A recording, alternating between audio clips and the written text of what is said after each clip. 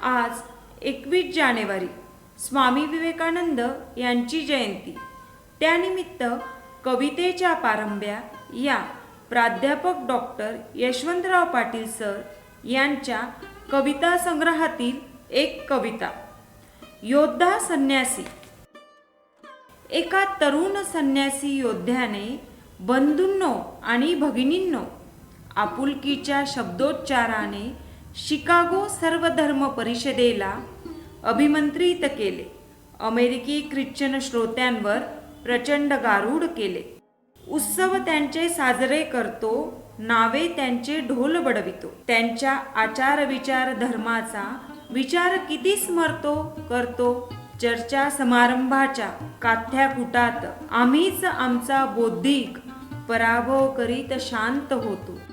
सर्व समानतेचं तत्व जपणारा, सर्व धर्म समभाव मानणारा हा हिंदू संन्यासी कालातीत, कालत्रयी कालबाह्य न होणारा, कट्टरवाद्यांच्या अगोदरही स्वयंयोद्धा निर्भयपणे वदला।